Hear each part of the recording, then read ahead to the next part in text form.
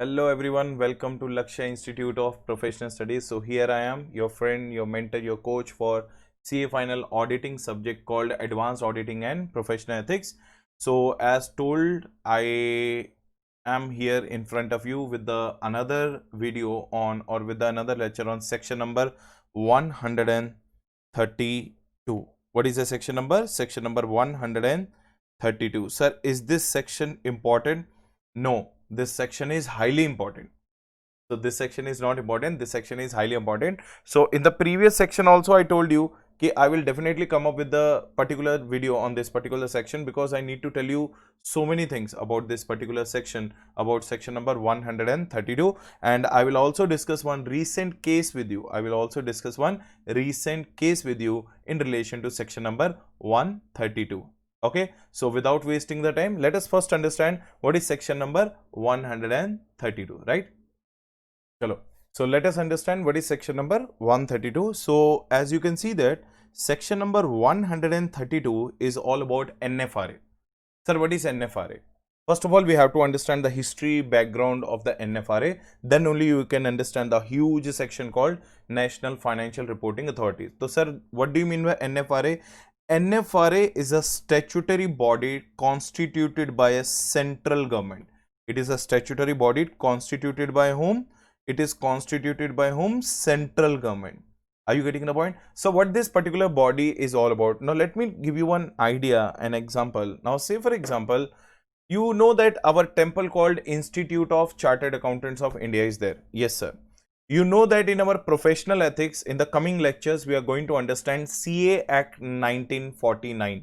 Chartered Accountants Act 1949, we are going to understand in the coming lectures of professional ethics. Sir, that also we know.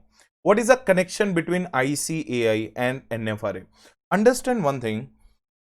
Central government has one ministry called MCA. You all know that in the central government, there is one ministry called MCA. What is the name of the ministry? Ministry of Corporate Affairs. Now, Ministry of Corporate Affairs takes care of accounting standards and standards on auditing notification.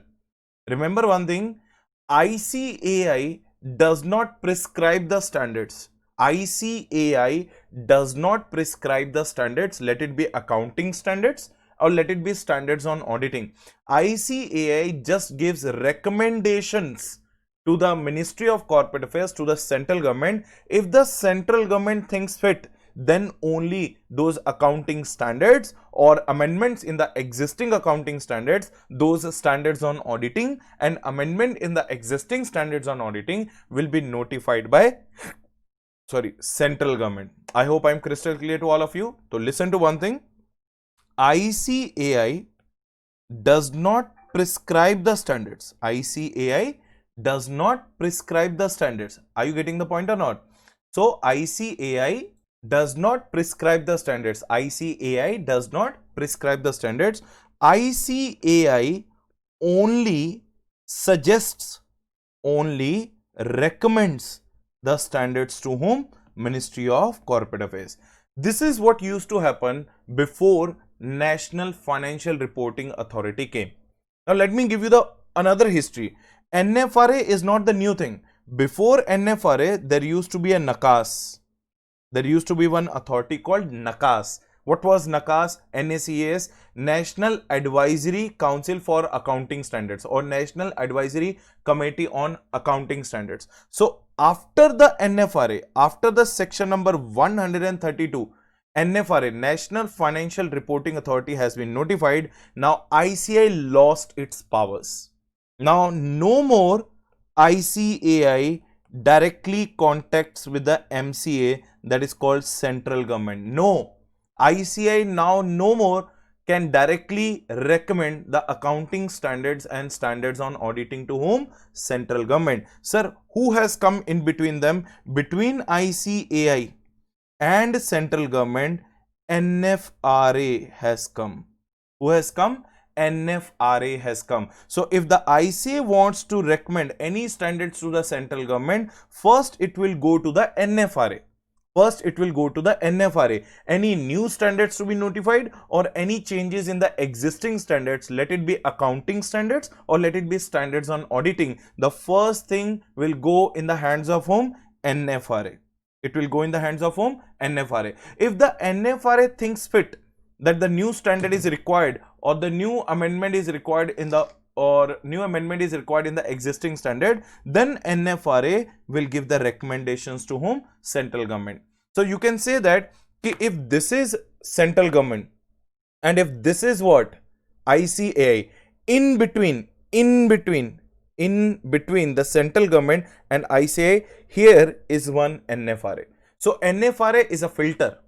NFRA is a filter between ICAI and between the central government. Between ICAI and central government, NFRA is a filter. So NFRA will filter ki whether the new standards are required or not, or whether the amendment in the existing standards are required or not. Let it be accounting standards or let it be standards on auditing. This is the brief history or background of the NFRA. So what is the brief history and background we understood, sir? The brief history and background we understood is between ICAI and central government. Who has come? NFRA has come. So ICAI will suggest all its new recommendations of standards and existing amendments in the existing standards to NFRA. NFRA will tell everything to whom? Central government. So NFRA is going to filter whether it is required or not. I hope everyone is clear up to this point. Yes sir, we are clear. So NFRA has taken up so many powers of whom? ICAI. Now sir, what is the reason why ICAI has lost its powers in the hands of NFRA? The reason is very simple. The reason was ICAI was not proactive, and rather you can say ICAI was not reactive on the unethical quality services which are provided by its professionals called chartered accountants. You have seen that so many scams and scandals have come up to the light since 2008 Satyam scam. So Satyam scam hua, IL and FS scam hua, so many other scams has happened. IL and FS scam to has happened in 2019 only. So Satyam scam has happened, IL and FS scam has happened, so many financial scams have happened, and at the end of the day, it's a very simple thing. I would like to tell you that now without doctor, the patient cannot be diagnosed.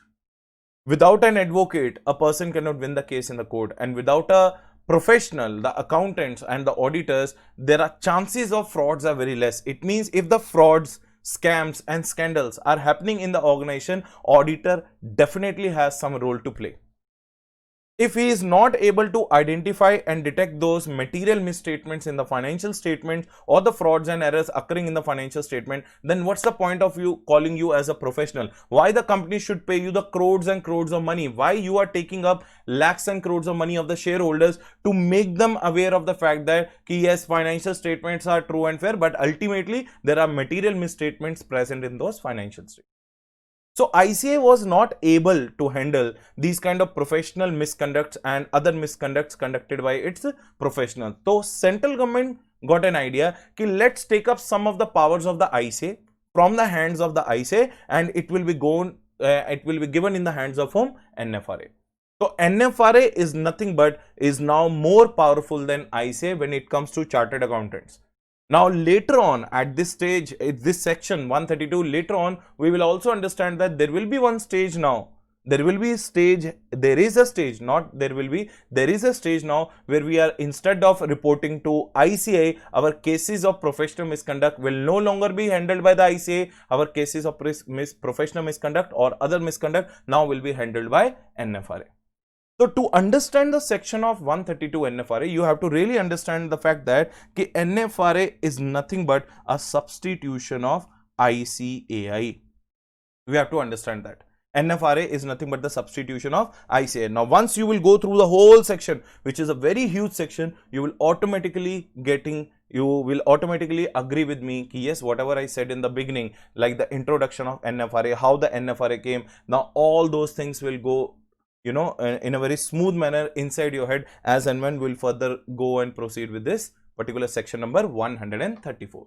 So 132 relating to National Financial Reporting Authority.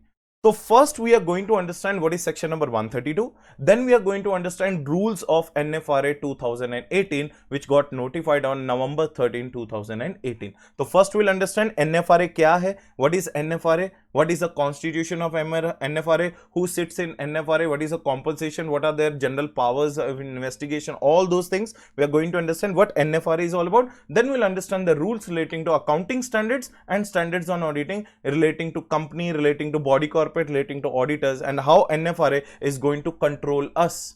So this section becomes very important for us to understand that in the future, we are no more going to be reportable. We are no more going to be reportable to the ICA. We all are going to be reportable to whom? NFRA.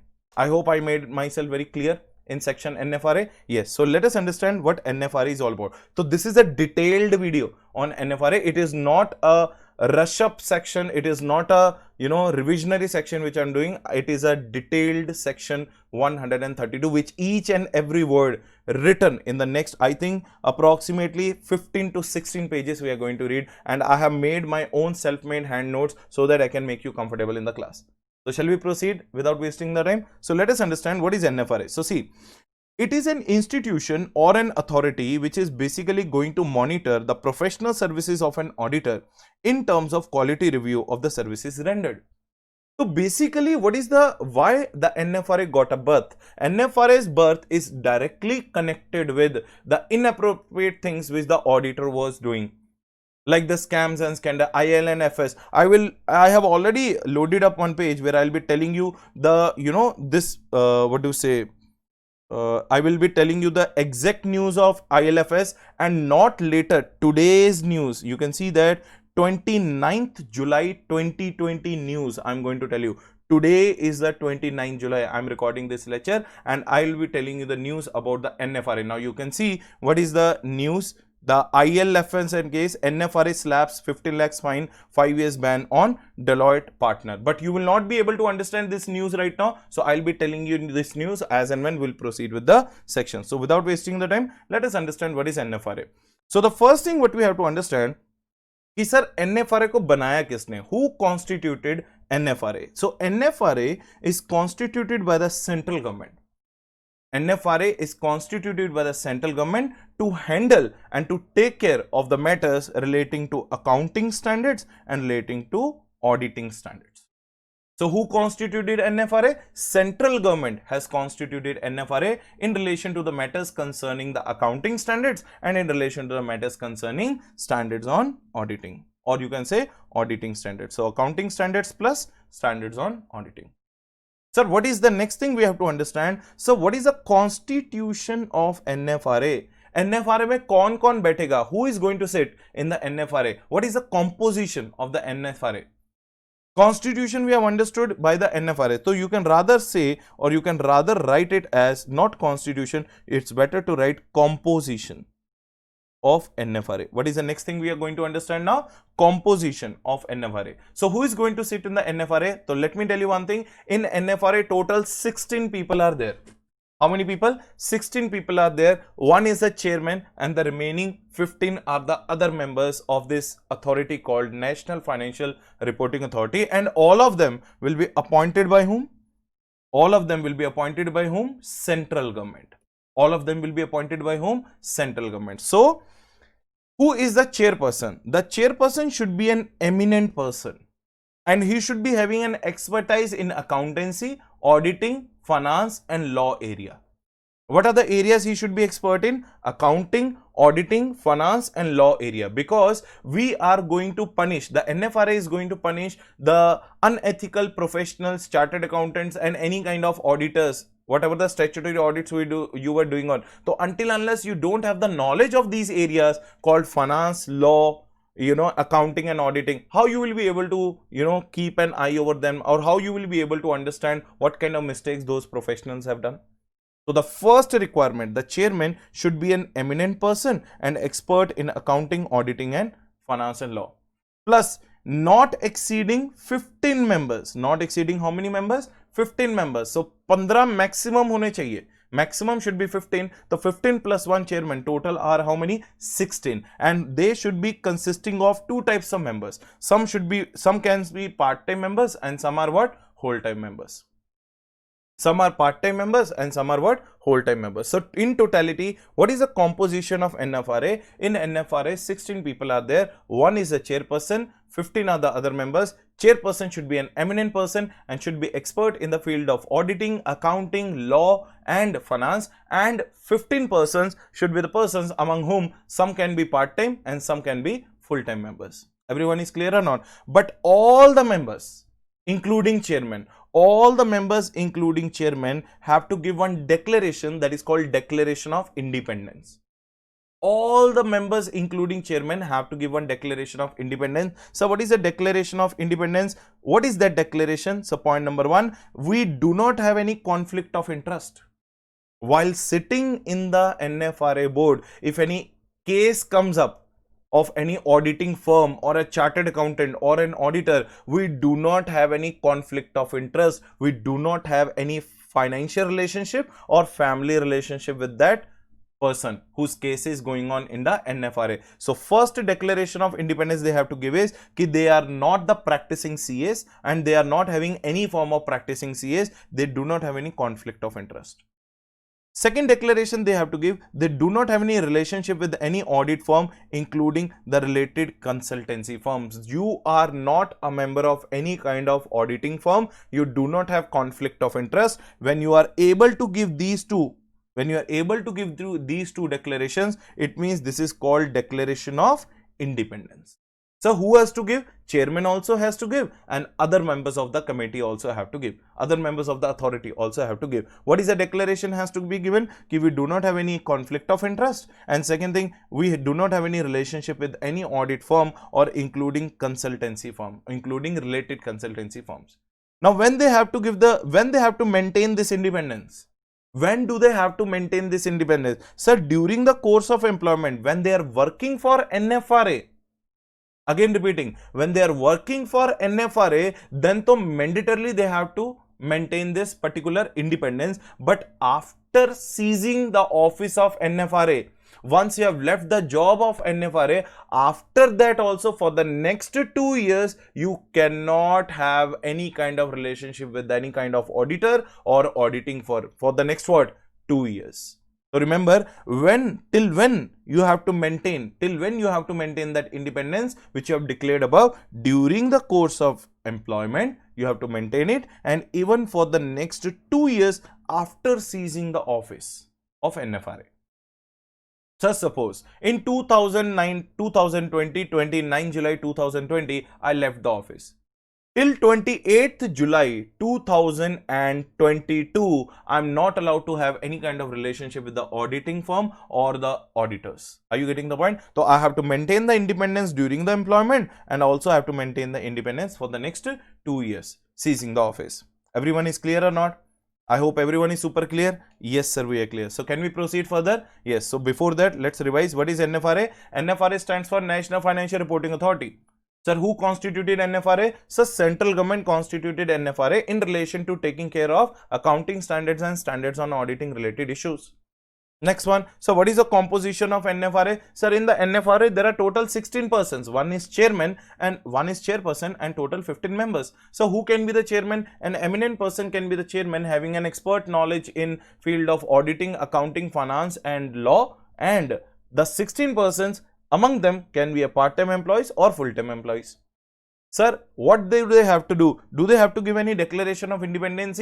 Yes, they have to give the declaration of independence that they do not have any conflict of interest, plus they do not have any kind of relationship with the auditor's firm, including the related consultancy firms. Sir, till when they have to maintain this independence? Sir, they have to maintain this independence during the course of employment as well as for the next 2 years after seizing the office of NFRA. I hope everyone is clear. Yes, sir, we are clear. So what are the powers of NCLT to investigate and take the actions against chartered accountant? What are the powers of NCLT? अब सुनना ध्यान से सुनना. What is the first power? Power to investigate. What is the first power we are going to learn? Power to investigate. So when the NFRA can investigate. If the NFRA suo moto on its own, if the NFRA believes on its own, suo moto on its own, or NFRA has received a complaint or a reference by central government, या तो NFRA को खुद लगता है Either तो NFRA thinks on its own, suo moto, or NFRA received a complaint from whom? Central government. Now, what is the complaint? That member or the firm of chartered accountants have committed any professional misconduct or other misconduct. I already told you. Now no more chartered accountants are going to be reportable to ICAI for professional misconducts and other misconduct. So when the Code of Ethics 2019, which has been gifted by the ICAI on 1st July 2020 on this CA day, when that Code of Ethics will be applicable in 2019, so many changes are going to come. Earlier, we were reportable for disciplinary actions relating to professional misconduct and other misconduct relating to ICAI. ICAI Board of Discipline and Disciplinary Committees were there, but now we are going to be reportable to whom? NFRA. So who will investigate us? NFRA suo moto can investigate, or if NFRA has received a complaint made by the central government, sir, what is the nature of the complaint? That this particular chartered accountant or the firm of chartered accountant has conducted a professional misconduct or other misconduct. So, and one more very important point, once the NFRA has initiated this investigation, the moment the NFRA has started the investigation, no other authority or institute can take this proceeding in their hand. Indirectly, they are saying that if the case is in the hands of NFRA, ICAI cannot take this initiative. ICAI cannot take any kind of interference. ICAI cannot interfere or intervene in the proceeding, because who is taking care of proceeding? NFRA is taking care of proceeding. So, what is the power to investigate? The NFRA suo moto can investigate, or it can also investigate if it has been referred or complained by the central government that what? That any chartered accountant or a firm of chartered accountant has conducted a professional misconduct or other misconduct. Professional misconduct or what? Other misconduct. Are you getting the point or not? And once the NFRA has started the proceeding of this particular misconduct and other misconduct, no other body or institute can take up this initiative or can take up or interfere in these proceedings. Everyone is super clear with the power number 1? Yes, sir. We are super clear with the power number 1. Remember one thing, highly important section, must, मैं लिख के देता हूं stamp paper पे, it is definitely going to come in your examination either in one way or another. Minimum 4 to 5 marks of question. Minimum 4 to 5 marks of question. It has to come in your examination. How your examination question paper is coming? 5, 5, 4. 5 marks, 5 marks, 4. Minimum 1 or 2 questions you will definitely see from NFRA. Right? Okay. What is the second power? NFRA is also having the powers of civil court. Sir, what do you mean by civil court power? We have a code of civil procedure. We have a code of civil procedure 1908. In the code of civil procedure 1908, the judge of the civil court is having some powers. Same powers of that civil court judge has been given in the hands of whom? NFRA. Now, NFRA person, NFRA chairperson, NFRA members are having the same powers, what the powers are vested in the hands of judge of a civil court. So, whatever the powers the judge of a civil court is having, the same powers are there in the hands of NFRA. So, while trying the suit, when the case is going on, it has the powers of civil court under the Code of Civil Procedure. Code of Civil Procedure 1908. So, what are those powers? Now, tell me, what a judge generally does? What a judge generally does? He can, now NFRA can ask the concerned person for the discovery and production of books of account at such place at such time. As an NFRA chairperson or as a member of NFRA, I have a right to order you to produce me these books of accounts, and I want the discovery of these books of accounts at this place at this time. Who can say that? NFRA can say that to the person who is under the investigation. So, like a judge can order to the convict, that judge can order to the persons to give me this evidence or give me that evidence. Same case, NFRA can also do the same. Are you getting the point or not? So, what is the first power? Discovery and production of books of accounts. And like a judge can summon you, can warrant you for your presence in the court, NFRA can also put the summons on you. Sir, what do you mean by summons? Police warrant. NFRA can also summon you. Are you getting the point? And can enforce your what? Attendance in the NFRA. I can send you the summon on this particular day at this particular time. I want you to be there in my office. Are you getting the point? So NFRA can summon the people and NFRA can enforce their attendance, and NFRA can also examine them on oath. Now you must have seen in the movies, we put a hand on one Gita and we say that मैं जो कुछ बोलूँगा सच के सिवा कुछ नहीं बोलूँगा. Whatever I am going to say is going to be truth only. Other than truth, I am not going to utter even a single word from my mouth. Do we put the hand on Gita or not? Same thing NFRA can do. It can examine you by taking an oath. And NFRA can also order for inspection of any other books or registers or documents. And NFRA can also order for examination of what? Witness. So basically what a civil court judge can do, all these powers have been given to whom? NFRA. Are you getting the point? So what are the civil powers of the NFRA? So discovery and production of books of accounts, summoning and enforcing attendance, examining them on oath, inspection of any books of account, register and document, and examination of what? Witnesses or documents. I hope everyone is crystal clear. So what is the first power we have done? Power to investigate. Sir, what to investigate? If any professional misconduct or other misconduct has been done by the chartered accountant or a firm of chartered accountant, and once the NFRA has started the proceedings or initiated the proceedings, no other body or institution or statutory authority can interfere in that. So second power, power of a civil court.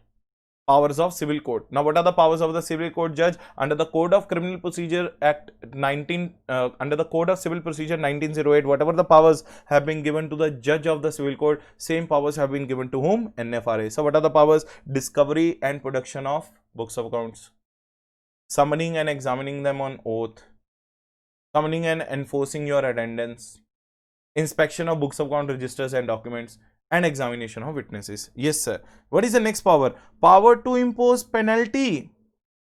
Power to impose penalty. Now, this particular power is connected with our this power. This particular power is connected with our first power. So, what is the first power? Power to investigate. Now, after the power to investigate, if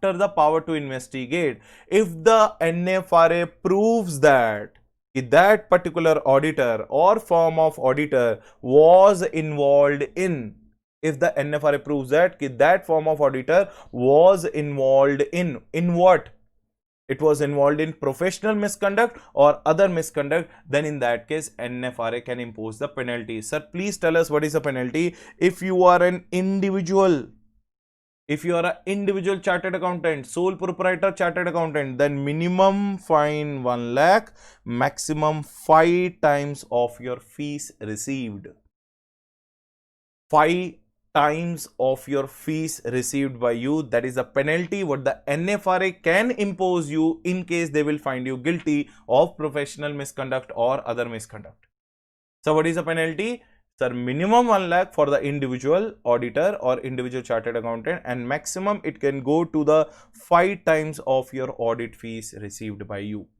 5 times of the fees received by you. Are you getting the point? And if you are a firm of auditors,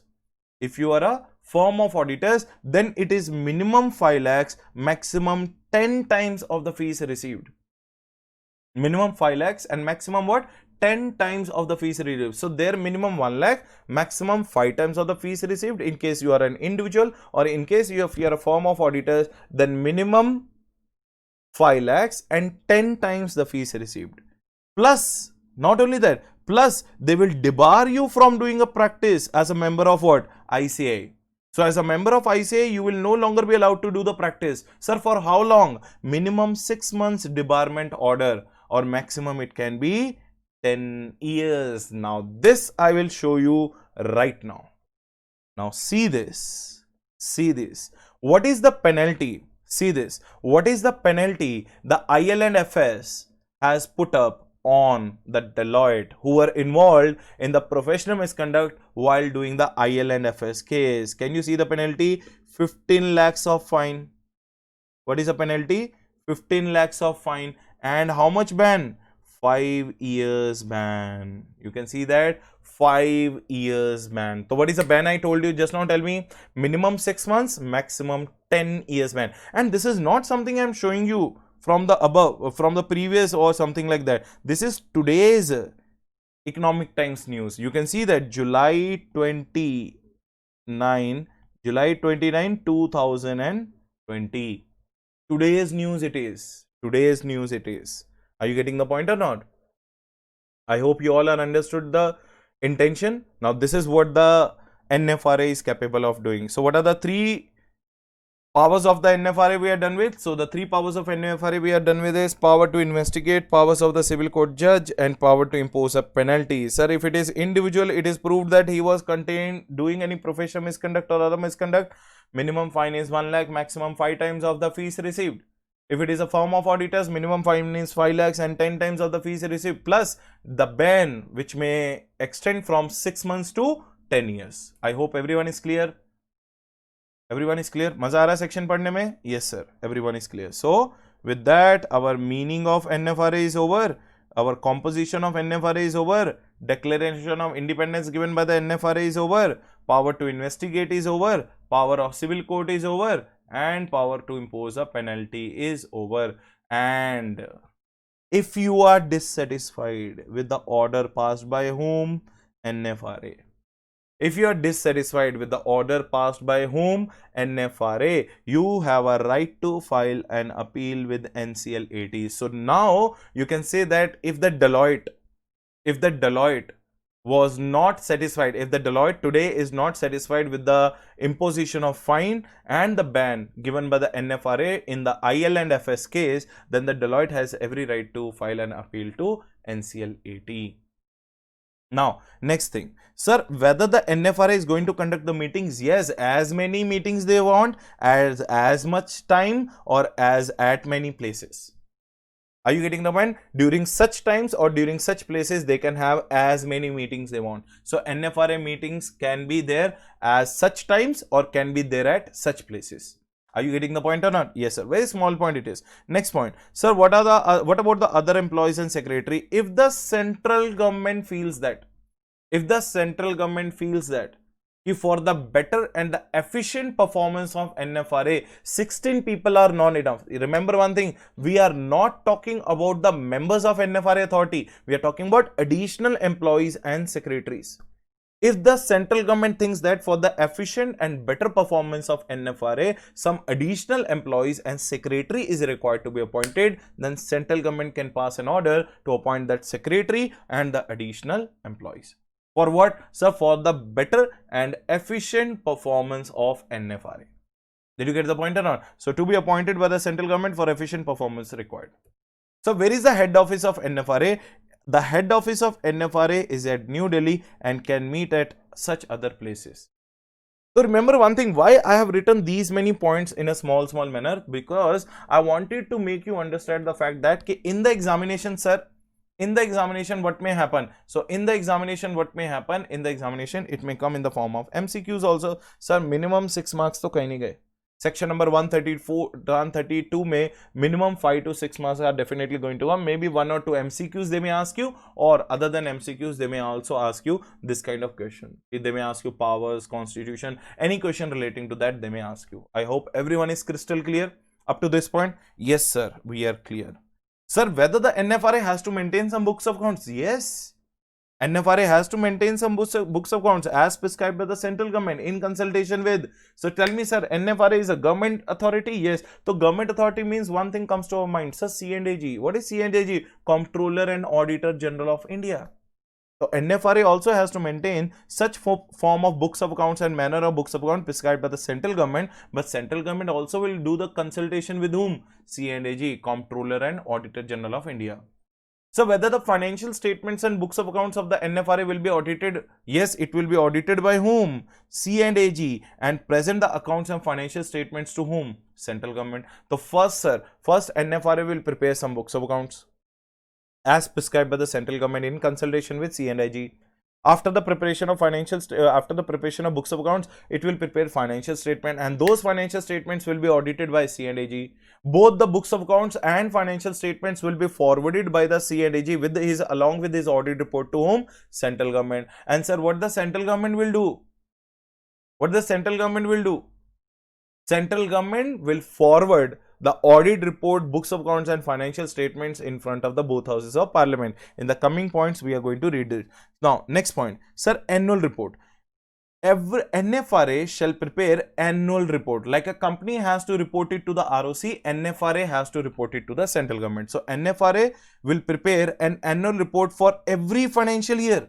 It is not one-time report. It is a report for every financial year. So for every financial year, NFRA has to prepare one report. Sir, after preparing the report, what the NFRA will do? After preparing the report, what the NFRA will do? Sir, NFRA will forward that report to the central government giving full details of activities which it has carried out during the year. पूरे साल में कितनी activities हुई है, which activities have taken place, how many activities have taken place, at which places it had taken place, each and every full detail will be given by the NFRA in this annual report to whom? Central government. So like ROC takes each and every report like board report or annual report from the companies, same is the case. Central government also demands the annual report of NFRA drafted by the NFRA, forwarded to the central government. Are you getting the point or not? And annual audit report and annual report will be laid down by the central government before both houses of parliament. I already told you the audit report of C&AG, accounts of NFRA, financial statements and annual report, everything will be collected by the C&AG, and C&AG will put it in front of whom? Both houses of parliament for their assent, for their giving the confirmation on that. I hope everyone is crystal clear. Yes sir, everyone is crystal clear with this NFRA. This is what NFRA is all about. ये है meaning of NFRA. Sir section अभी complete नहीं हुआ, section तो बहुत बड़ा है. It's a very huge section, not yet completed. I think we are almost done with 30% of the section, 30 or 40% of the section. So what NFRA, I hope you all got an idea where the NFRA will meet, what are the meetings of NFRA, where is the head office, books of accounts, financial statements, audit, annual report, powers, degree of independence, constitution, composition, what is NFRA. So basically you can say that if this is ICI and this is what central government, so NFRA is in between like a filter. Do we make a tea and filter the tea or not? So that filter is nothing but called what? NFRA. So while filtering the tea, you might have seen that the beads of the tea will be stuck in that filter. Those beads are nothing but unethical practicing chartered accountants and auditor who are going to stuck in the filter of NFRA now. So those who are clean will pass through the NFRA filter. Those who are not clean, those who are unethical will stuck in that filter. This is what the basic resemblance you can have between a tea filter and an NFRA filter. I hope everyone is crystal clear. Yes sir. Shall we proceed to the next topic? Yes. Now we have understood everything about section number 132 which talks about NFRA. Now we have to understand rules of NFRA. What do we have to understand now? Rules of NFRA. So what do you mean by NFRA? NFRA rules 2018 we have to talk about. What are the rules we have to talk about? NFRA rules 2018 we have to talk about. So when these rules came, these rules were notified on 13th November 2018. ये rules कब आए sir? 13/11/2018 को ये rules आए. So these rules came effective from 13 November 2018. So what are these rules? There are so many rules. Rule number 3, 4, 5, 6, 7, 8, 9. Rule number 3, 4, 5, 6, 7, 8, 9, 10 and then 13 and 16. These are the various rules we have to understand. So shall we do it? Yes? Okay. Now, so out of among the all rules, what is the first rule we have to understand? That is called rule number 3. Very highly important rule. Sir, why such rule is very much highly important? You will come to know when you will read it. Ab suno. NFRA, when got notified on November 13, 2018, what the NFRA said? NFRA said that ki now 13 November 2000 onwards, 13 November 2018 onwards, sir, I'm going to look after these kind of companies, these kind of body corporates, these kind of auditors of these companies and body corporates. Again repeating, what is rule number 3? Rule number 3 says that coverage of those classes of companies, coverage of those classes of body corporates, coverage of those auditors of those companies and body corporates who are going to get covered under NFRA rules. So if you are a company under rule number 3, if you are a body corporate under rule number 3, or if you are a person under rule number 3, or if you are an auditor under rule number 3 of NFRA 2018, then your total fate, your total decisions will be all taken by whom? NFRA. Your investigations, your penalties, your everything will be imposed by whom? NFRA. Am I crystal clear to everyone or not? Am I clear to everyone or not? Yes? Am I clear? Yes, sir. I'm clear. Now listen to this case very carefully.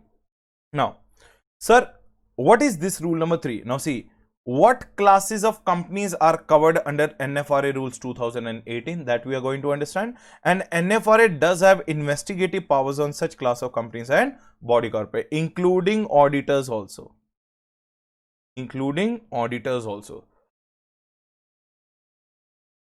Sorry. So if you are a company, if you are a body corporate, or if you are an auditor of that company or auditor of that body corporate and you are covered under rule number 3, then in that case NFRA will decide your fate.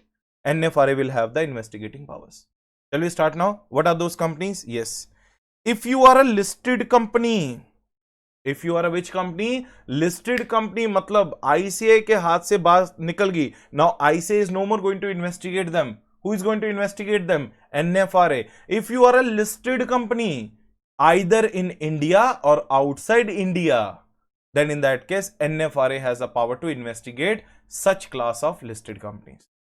Point number 1. So if you are a listed company, either listed in India or outside India. Sir, if you are an unlisted company, I'm not a listed company, I'm a which company? Unlisted public company. I'm a listed company, then category number 1. I'm an unlisted public company, but not all unlisted public company. That unlisted public company which can satisfy any of the 3 conditions. So what are the 3 conditions? Any one of them or all of them, sir? Any one of them. Condition number 1, sir, paid up share capital should be greater than equal to 500 crores. Sir, turnover should be greater than equal to 1000 crores. Sir, outstanding borrowing should be greater than equals to 500 crores. Sir, when do we have to see all these 3 things? Paid up share capital, turnover and outstanding borrowings on the last day of preceding financial year. On the last day of preceding financial year. So, paid up share capital should be 500 crores or more. Turnover should be 1000 crores or more. Outstanding borrowing should be again 500 crores or more on 31st March of immediately preceding financial year. On 31st March of immediately preceding financial year. I hope everyone is crystal clear. Yes, sir, we are crystal clear. So first, if you are a listed company either in India or outside India, you are covered under NFRA rules. And if you are an unlisted public company having any of the 3 conditions satisfied, either your paid up share capital condition, outstanding borrowing condition, or paid up turnover condition, 500, 500, 1000, then in that case 1000 or more, 500 or more, or 500 or more on the last day of preceding financial year, then you are covered under NFRA rules, rule number 3. Listed, unlisted. Sir, if you are a banking company, insurance company, electricity company. If you are a banking company, insurance company, electricity company, sir, why? Because mostly all these government companies are there. All these governments are mostly which companies? Government companies. All these banking companies, insurance, electricity mostly are governed by what? Government statutory authorities. Jaise banks are governed by RBI. Insurance is governed by IRDA. Electricity is governed by the Electricity Boards or Electricity Act 2003. Yes.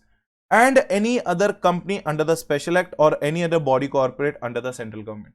So if you are a banking company, you are an insurance company, you are an electricity company, you are a company under any kind of special act, or if you are a body corporate under central government, you are also going to be now governed under NFRA rules 2018 are applicable to you. I hope everyone is clear. Yes, sir, it is clear.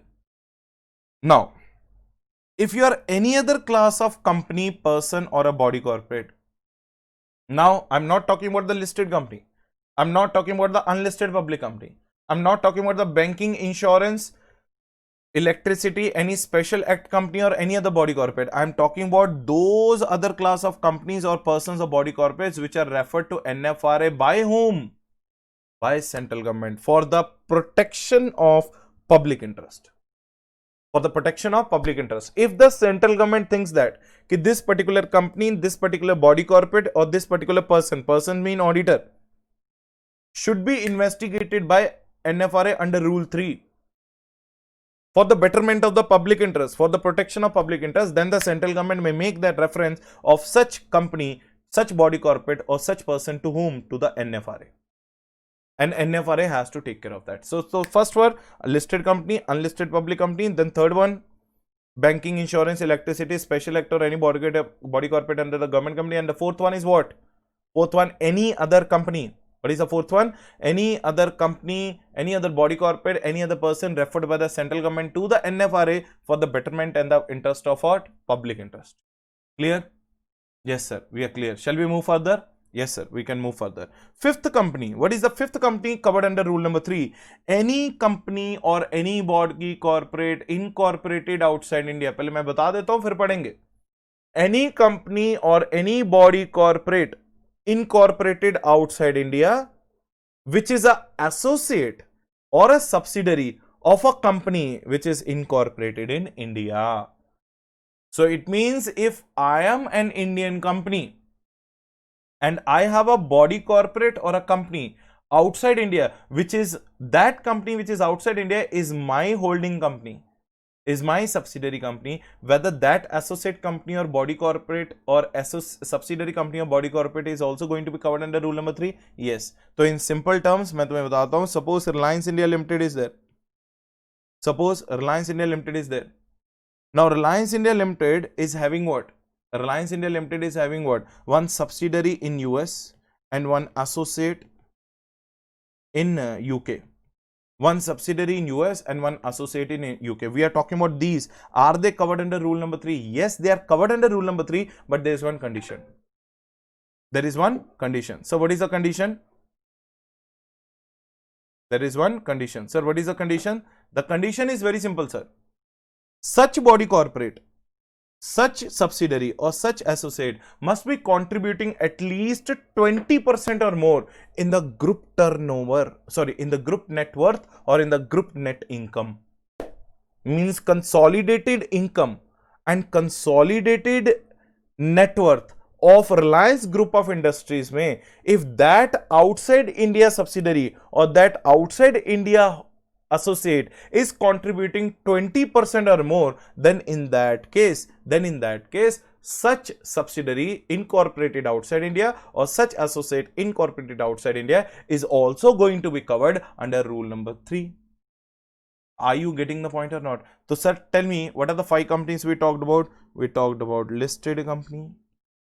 We talked about unlisted public company. We talked about banking, insurance, electricity, special act or body corporate under central government. We also talked about any other company which is referred by whom? Central government for the protection of better interest. And we also talked about outside India subsidiaries or associates which are contributing at least 20% or more of consolidated net worth or consolidated income of the group. If they are contributing that, if they are satisfying this 20% criteria, then that outside India subsidiary or outside India associate is also going to be covered under rule number 3. So remember one thing, sir, rule number 3 is highly important, because so many places where we are going to understand covered rule number 3 or not covered rule number 3. So remember, these 5 companies are covered under the rule number 3: listed, unlisted, electricity, banking, any other for the public interest, or outside India associates and subsidiaries. I hope everyone is clear. Yes, sir. Everyone is clear. So shall we proceed with the next thing? Yes, sir. We can proceed with the next thing. Now, the next thing is very important, sir. So what is the next thing? The next thing is very important. Information relating to your auditors also you have to submit to whom? NFRA. Sir, which companies have to submit the information relating to their auditor?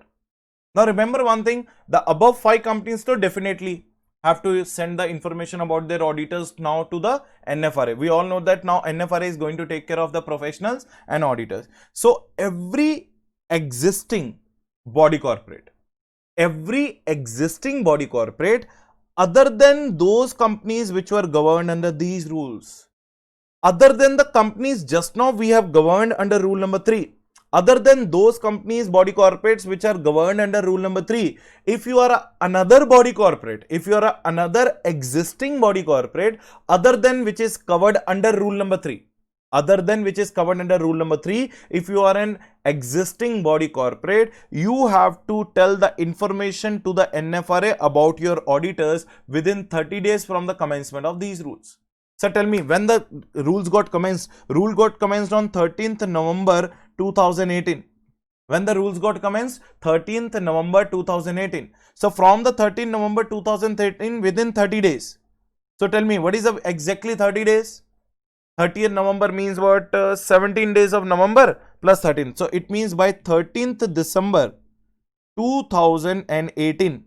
By 13th December 2018, if you are a body corporate not covered under above rule number 3 body corporates, then you have to give the information about your auditor, the particulars of your auditor to whom? NFRA, within 30 days of the commencement of these rules in form number NFRA 1. What is the form number? NFRA 1. Remember one thing. So if you are a existing body corporate other than those body corporates and companies which were covered under rule number 3, you have to give the information about your auditors particulars to whom? NFRA in form number NFRA 1 within 30 days from the commencement of these rules. Everyone is crystal clear? Yes sir, we are crystal clear. But if you are any other body corporate, if you are see on the left side, if you are a body corporate other than those covered under the above rules, but if you are a body corporate other than those companies which are defined under section number 2 subsection 20, if you are a company defined under section 2 subsection 20, then to you are automatically covered. But if you are every other body corporate, if you are every other body corporate other than the company which is formed and registered under section 2 subsection 20, then you also have to intimate the information about your subsequent auditors. Sir, why I am using the word called subsequent auditors? You can see that section number 139 subsection 1 is written. You shall inform NFRA about their auditors appointed under section 139 subsection 1. Those auditors or the subsequent auditors of a non-government company.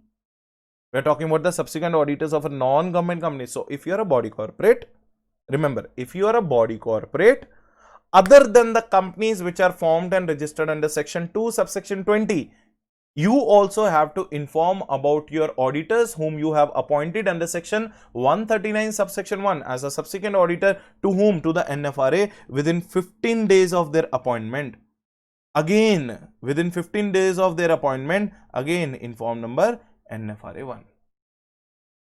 So remember, sir, how to understand this chart? अब इस chart को ध्यान से समझेंगे. First left side, sir, I am an existing body corporate. I am not covered under the companies which are given above the rules. Do I have to give the information of my auditors to the NFRA? Yes, in form number NFRA 1. Are you getting the point? Within how many days? 30 days from the commencement of the NFRA rules. Now, other side, sir, I am a body corporate which is not formed under section number 2 subsection 20. I am other than that. Do I also have to inform NFRA about my subsequent auditor appointed under section number 139 subsection 1? Yes, within 15 days from the appointment. There are 30 days from the commencement of the rules. There are 15 days from the appointment. Both are required to be intimated in form number NFRA 1. In form number NFRA 1.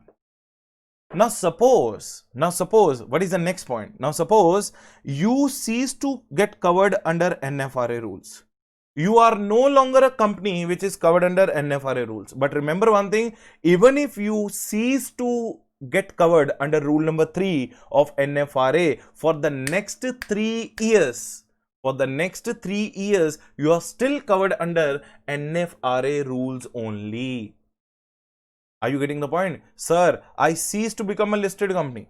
I cease to become that unlisted public company. I cease to become banking, insurance, electricity company. I cease to become that company which was referred by central government. I cease to become an outside India subsidiary and associate. Am I still covered under NFRA? No, you are not covered under NFRA. But even though from the date of ceasing to get covered under NFRA for the next 3 years, you are still going to get covered under NFRA rules. It means after stopping being covered under NFRA rules, rule number 3, you are still covered under NFRA rules for the next 3 years. So after ceasing to be listed company or body corporate, or even being unlisted public company without having any these threshold limits, for the next 3 years still they shall be governed under which rules? NFRA rules. I hope everyone is crystal clear. Sir, everyone is crystal clear. With that, our rule number 3 is over.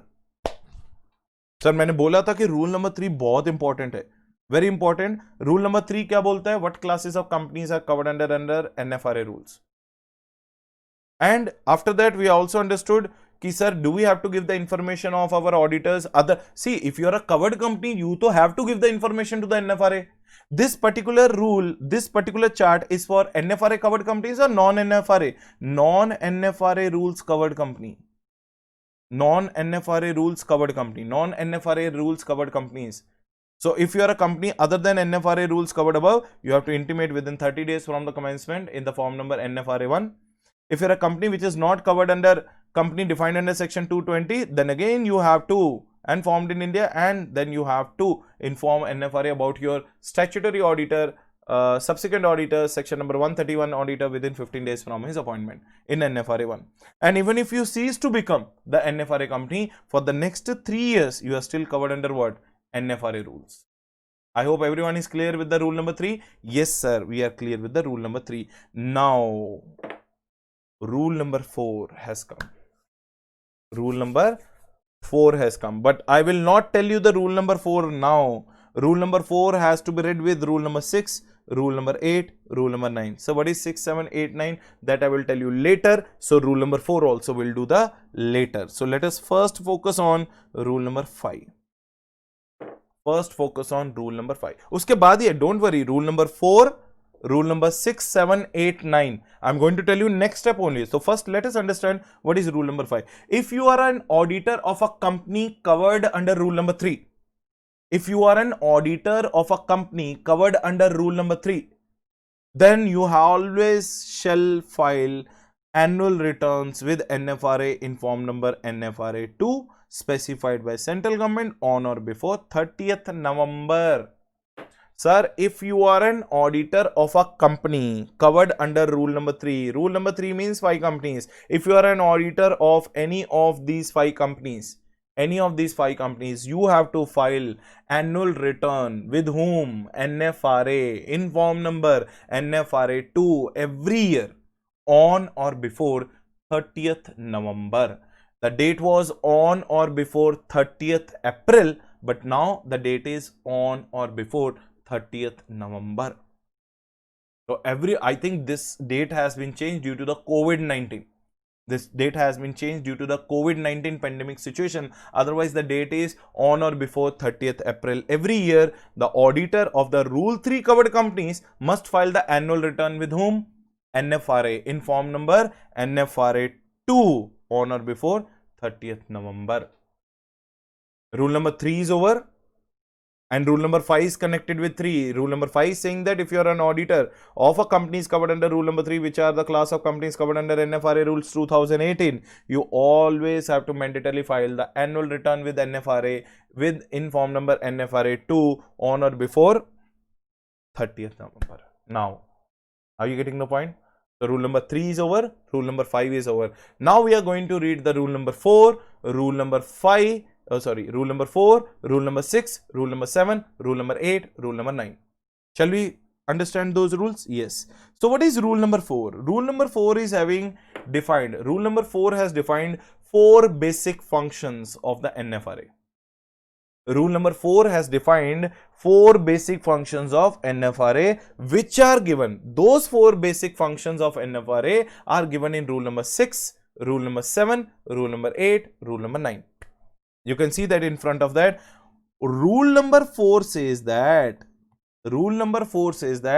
कि NFRA is having the 4 basic functions. Rule number 4 says that कि NFRA is having the 4 basic functions. Now, what are those 4 basic functions? Rule number 6 is one function. Rule number 7 is one function. Rule number 8 is one function. Rule number 9 is one function.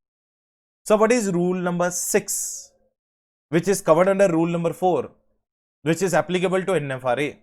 So, the first function of NFRA, recommending standards on auditing and accounting standards to central government. ये तो मैंने तुम्हें पहले ही बता दिया था कि either it is a new standard on auditing or a new accounting standard, or it is a amendment in the existing accounting standard or existing standard on auditing. It has to be first reported to NFRA. By whom? And ICAI. If the NFRA thinks that it is correct, thinks fit, then it will recommend the same to the central government. So it means ICAI directly cannot contact with whom?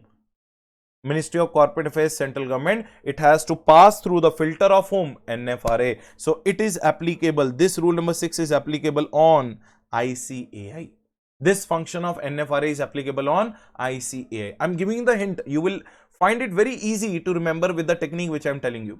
So rule number 7 says that ki NFRA has another function also. Not only he will recommend the accounting standards and standards on auditing to the central government as per rule number C, he also has to ensure that he will always be monitoring and enforcing the compliance of AS.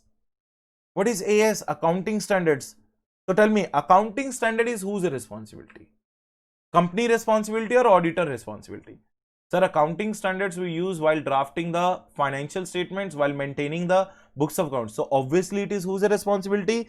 Company or body corporate responsibility. So NFRA also has to ensure it is always watching you, means monitoring, and it will make sure that it will enforce on the company to make the best use of accounting standards, so that company should not violate the accounting standard. That is a second function, the eye function, eagle eye.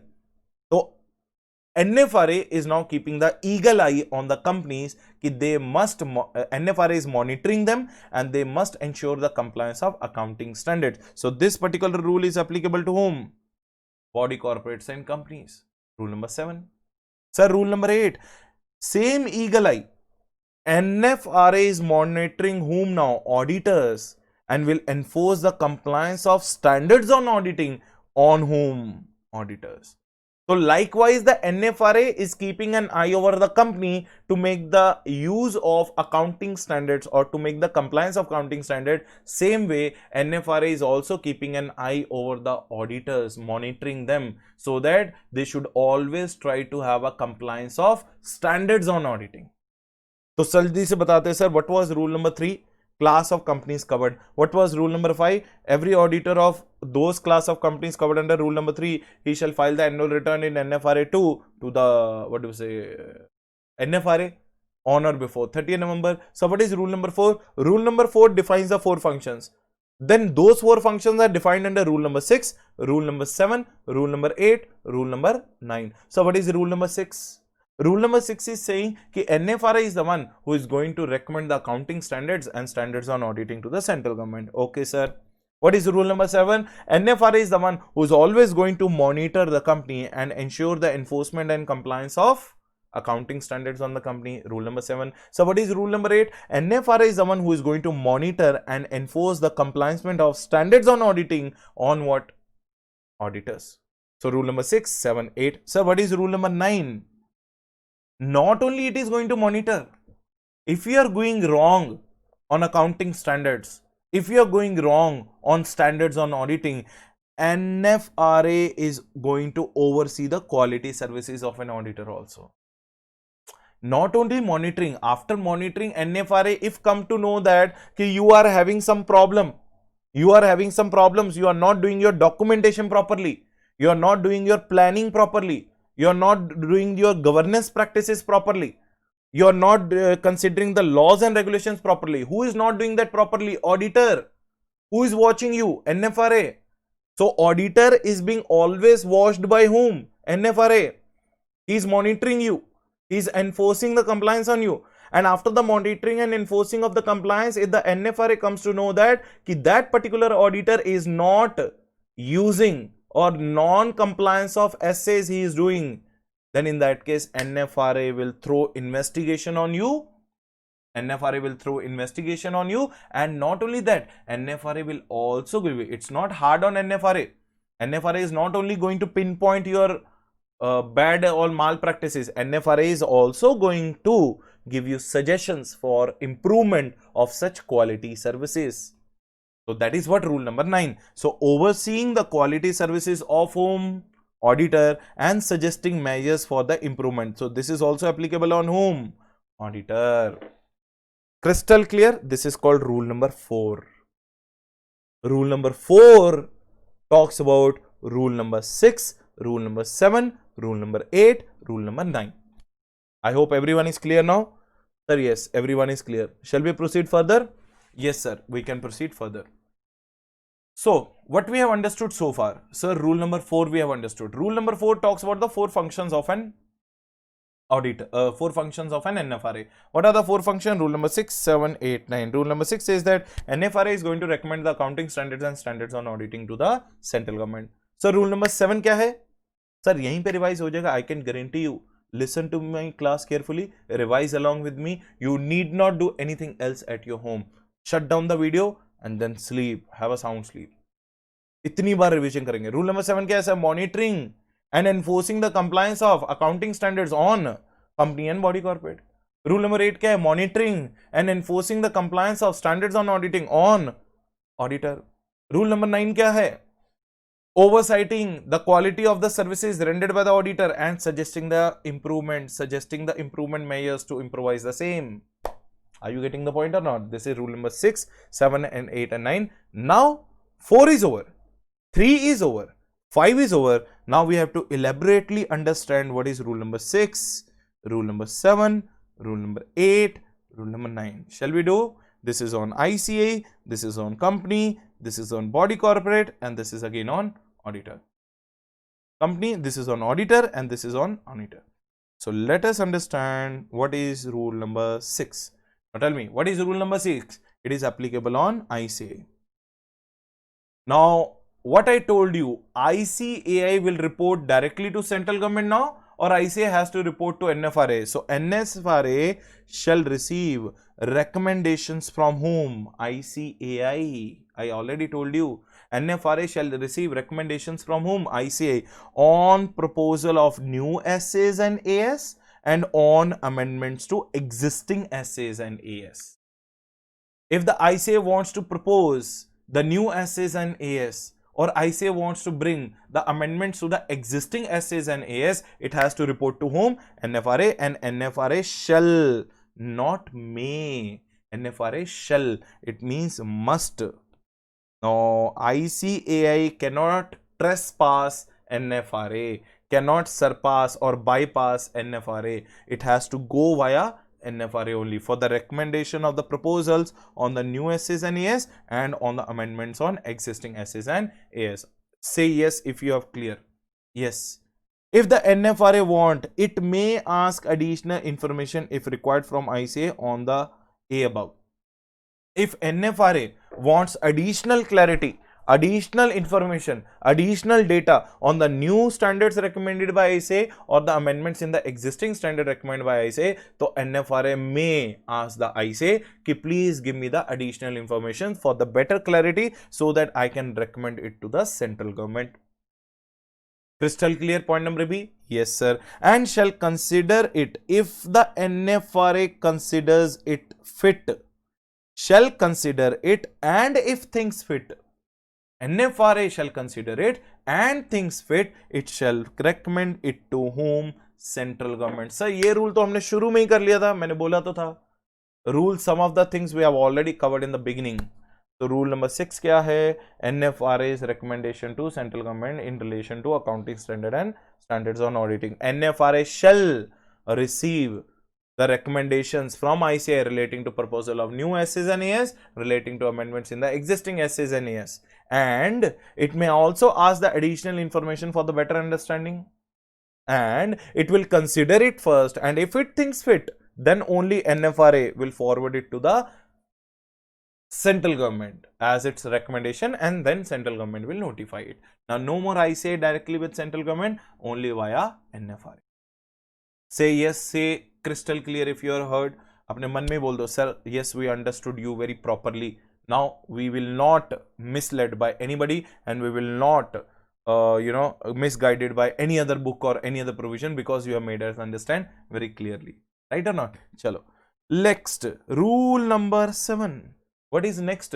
Rule number 7. ध्यान से सुनेंगे rule number 7. Do you remember rule number 7 in the above chart? Monitoring and enforcing the compliance of AS. Monitoring and enforcing the compliance of AS. On whom? On the company and body corporate. Now, NFRA may review the financial statements of the company or a body corporate. Tell me one thing, where the accounting standards are being used consistently? In preparation of financial statements, sir.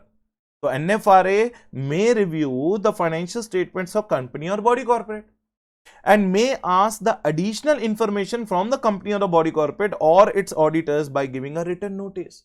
If the NFRA wants to clarify on something, NFRA wants some additional information, so NFRA first point mein he is asking, give me your financial statement, I want to review it. Who is asking? NFRA. From whom? Company and body corporate. In the second point, NFRA is saying, I want some additional information. Please give me that additional information. Who will give? Company will give, or body corporate will give, or auditors of that body corporate give. But NFRA has to ask the additional information by giving a written notice. Point number 2 also clear? Yes, sir. Point number 2 is also clear.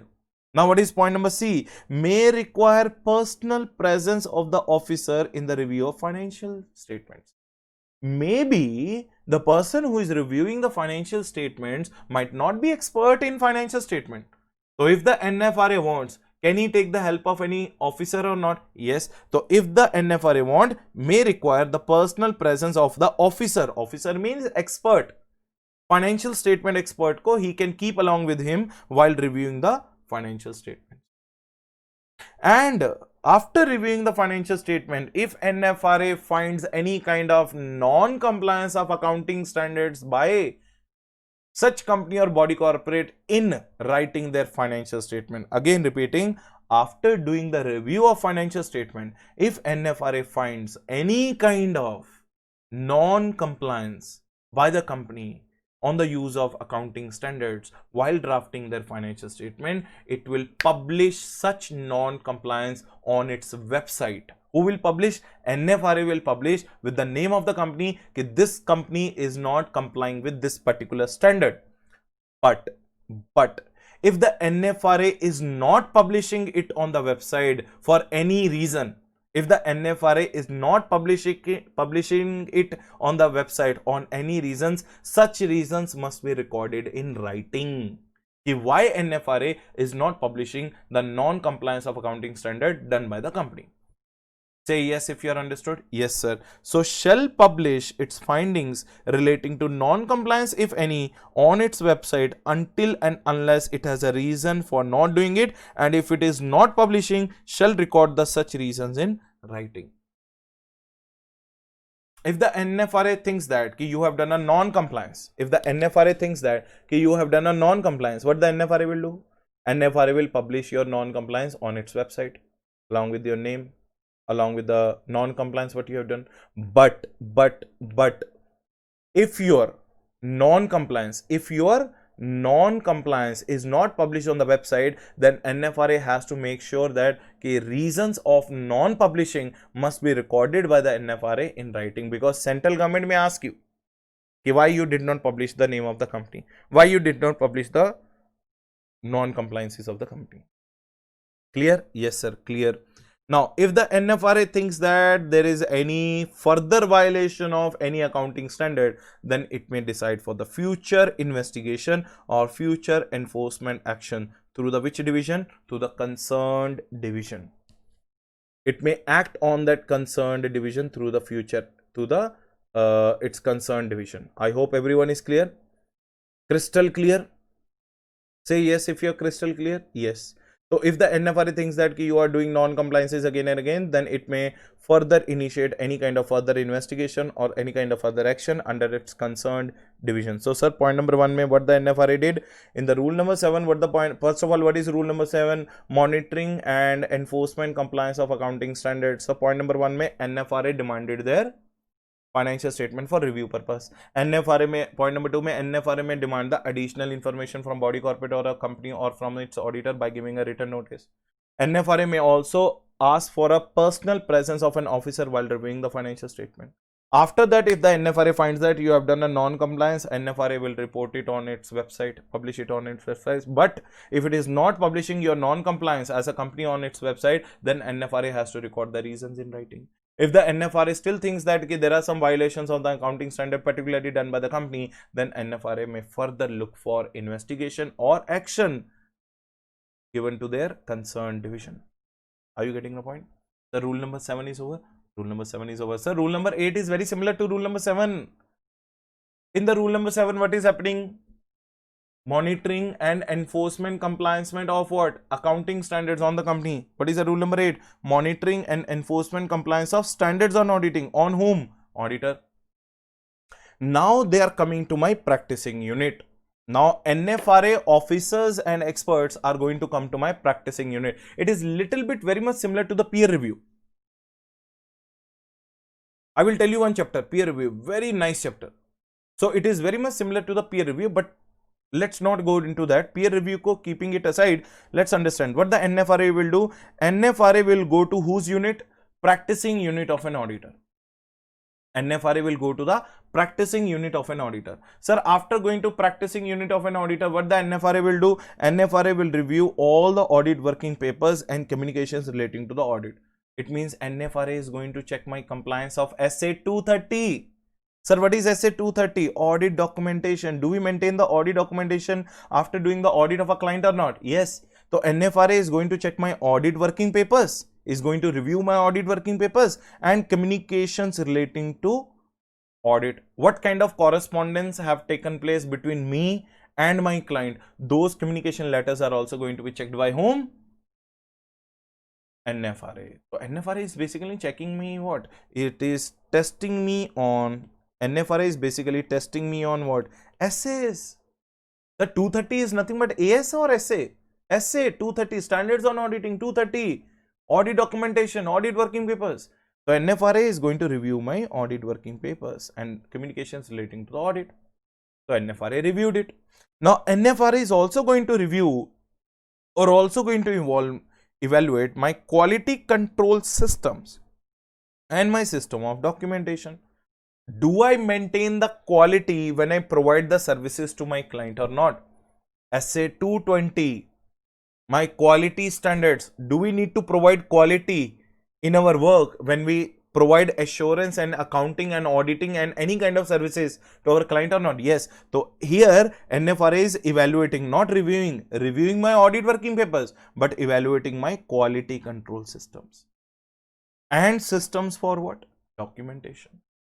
It is evaluating my quality control systems and systems for what? Documentations. Are you getting the point? It means indirectly they are checking my 220 and 230 again. Are they checking my standards on auditing again? And if the NFRA wants, they can perform testing. If the NFRA wants, they can perform testing, supervisory, quality control procedures of the auditor if NFRA thinks appropriate. NFRA can also apply its procedures. NFRA can also apply its procedures to test my testing, my supervisory and my quality control procedure. Whether how do I test when I do to the, how do I do the vouching and verification when I go to the client's place? How I do the supervisory activities when I supervise my engagement team and audit staff? What are the quality control procedures I am maintaining? So NFRA can test on me also, whether my testing, supervisory and quality control procedures are appropriate or not, if necessary by the NFRA. तो NFRA क्या कर रहा है sir? NFRA क्या कर रहा है? NFRA rep कर रहा है. Rep कर रहा है. Rep, not rape. Rep. NFRA Basically NFRA is doing the rape of my practicing unit only. So NFRA is doing the rep. Rep में क्या कर रहा है? Review कर रहा है. What he is reviewing? He is reviewing my audit documentation. He is reviewing my audit documentation. Then he is evaluating my quality control system and documentation system. Then he is performing the testing, supervisory and quality control procedures if it thinks appropriate. Now, after doing the rep, review, evaluation and performance, NFRA may demand GP and IP report from me. So, what is GP and IP report? Governance practices and internal processes report. GP-IP report means my governance practices. Do I govern or do I know the various laws and regulations which I have to govern under the Companies Act, or do I have to get governed under SEBI Act or not? So my governing practices and my internal processes report, if NFRA wants, that also NFRA may demand. Not shall demand, may demand. Why it is demanding my governance practices and internal process report? To promote my audit quality. If there is any deficiency in my audit quality, NFRA would like to increase my audit quality to protect the auditor's reputation. NFRA will tell me my weak points, my limitations, so that my reputation in the market can be protected, to reduce the risk of failure of an auditor. So that I should not fail in the market, NFRA want me to give my governance practices and internal process report and to take the necessary actions on the basis of the report. These are the 4 reasons why NFRA needs my governance practices and internal report. So what is the point number 1 mein NFRA is doing? In the point number 1 mein NFRA is doing the rep, reviewing, evaluating and performing on me, my standards on auditing compliances.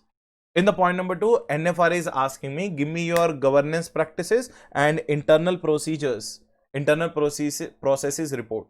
Why NFRA is asking my internal processes and governance practices report? So that they can reduce the risk of my failure, so that they can protect my reputation, so that they can enhance the quality of audit report, quality of audit which I provide, and so that they can also take the necessary actions if required on the basis of that report. That's the reason NFRA is going to do the enforcement and monitoring and compliance of essays on me. NFRA may demand personal presence and attendance of an auditor for seeking additional information, explanation in connection with the audits performed. NFRA, did I tell you that NFRA is having a power of the civil court judge or not? It may enforce your attendance and examine you on oath. Yes, if the NFRA wants me to be personally present, NFRA demand my personal presence for seeking the additional information in connection to the audits which I have performed. Suppose that they think that some additional information is required and that is not available in the documentation, they may ask me to come to their office and I have to be present over there and I have to help them in every respect. I hope everyone is clear. Yes, sir. So NFRA shall perform the necessary monitoring and enforcement activities with the help of its officers and experts. I already told you NFRA is having the set of officers and experts in the field of law, finance, auditing, accounting. They will come to you, your practicing units, and they will conduct the review on you, quality review on you basically. So NFRA may take the help of its officers and experts, shall take the help of its officers and experts to do the necessary monitoring and enforcement. It shall publish. Now, if the company was not doing the compliance of AS, then whether the NFRA can publish it or not. And if it is not publishing, they have to give the record the reasons in writing. Same thing applies to me. It shall publish its findings on my non-compliance on its website, unless it has any reason for not doing it. If not publishing my non-compliance on the website, then they have to ensure that they are recording the reasons in writing. But the problem is, why NFRA will not publish my information? Why NFRA will not publish my information? Because that information is relating to my client. That information might be relating to my client. There might be a proprietary element in that particular information. There might be a confidential and sensitive element in that particular information. That's why NFRA thinks that it should not be made public. So NFRA has to record the reasons in writing why we are not publishing the non-compliance made by Grover and Associates in this particular standards on auditing on the basis of propriety, on the basis of confidential. But if central government wants that particular findings, then NFRA may send a separate report to the central government containing that proprietary and confidential information. So it means it will not be made public. It will not be made public, but it will be sent to central government if the central government demands. And where the NFRA has a reason to believe that I have done the same point what we have done in rule number 7, where the NFRA has a reason to believe that there is a violation of any standards on auditing by an auditor, NFRA may think for the further investigation and enforcement action through its concerned division. That is what rule number 888. The rule number 4 क्या था? Rule number 3 क्या था? Classification of companies. Class of companies which are covered under NFRA. The rule number 4 क्या था? Rule number 4 defines these 4 rules. Rule 6, 7, 8 and 9. That is the functions of NFRA. Rule number 5, auditor has to file the annual report with the NFRA in form number NFRA 2 every year on or before November 30th. Are you getting the point or not? Next. So what is rule number 6? Rule number 6 is if any new standards are going to come, any amendments in the existing standards are going to come, first NFRA shall take the information from the ICA. NFRA may ask the additional information from ICA. If NFRA considers it and thinks fit, then only NFRA will communicate it to the central government and it will be published in the official gazette. Then rule number 7 says what? Monitoring and enforcement compliance on compliance of accounting standards of the company. NFRA will demand the financial statements of the company. NFRA will review the financial statements of the company. NFRA may demand the additional information on the financial statements of the company. NFRA may demand the personal presence of the officer in reviewing the financial statement. If NFRA thinks that there is a non-compliance of the standards on auditing, NFRA has to publish that report on its website. If it is not publishing, it has to record the reasons in writing. Sir ऐसा tip पे होने चाहिए, ऐसा you are taking classes here, concentrate, give me your patient listening ears and I will make sure that the whole thing will go inside you. I told you now, auditing will do it in this way. Next thing, if the NFRA thinks that still there are compliances and any further action is required, NFRA may recommend my case for the further investigation to its concerned division. Same is the case rule number 8. Rule number 8 is applicable on auditor, monitoring and enforcement compliance of standards on auditing. NFRA in the first point will do my review, perform and evaluate. Review my audit working papers and other documents connected with the audit. Evaluate my quality control system and audit documentation system. And perform the testing, supervisory and quality services on procedures on my practicing unit. Then NFRA may ask me the governance report, governance practices and internal procedures report. Why NFRA is asking that? So that I can so that they can reduce the risk of my failure, so that they can protect my reputation, so that they can enhance my quality of services, so that they can take the necessary action. Then in the point number C, what the NFRA is doing? NFRA may ask the additional information by asking me to come physically and personally present over there. Right or not? Then NFRA shall perform the necessary monitoring and enforcing activities with the help of its officers and employees. And if the NFRA thinks that I have done some non-compliances, they shall publish my findings on their website. If they are not publishing, that might be a proprietary element or confidential element and they have to record the reasons in writing. But if the central government may demand, then NFRA has to send this report to whom? Central government, giving my proprietary and confidential information without publishing it in the public. Are you getting the point? Then if NFRA thinks that there should be a further investigation or further action, it may give my or pass on my case to the concerned division. I hope everyone is clear. Yes sir. Rule number 9. Now rule number 9 basically is a blessing. Sir, what are you saying? So far we have not seen any kind of blessing. Rule number 9 is basically a blessing. Now after doing rule number 6, 7 and 8, most of the students will start thinking that, sir, NFRA is a bad authority. NFRA is so bad. It is keeping an eye on us. It will trouble us a lot. It will do this additional procedure or not. It will pinpoint our failures. It will pinpoint my weaknesses. But no, NFRA is all doing it for the betterment of professionals community. Read and understand one thing very clearly. NFRA is doing that all that for our betterment, for our good thing. NFRA is not doing anything for themselves. It is doing for our... Nowadays, chartered accountants have come into the very unethical stage of making the money.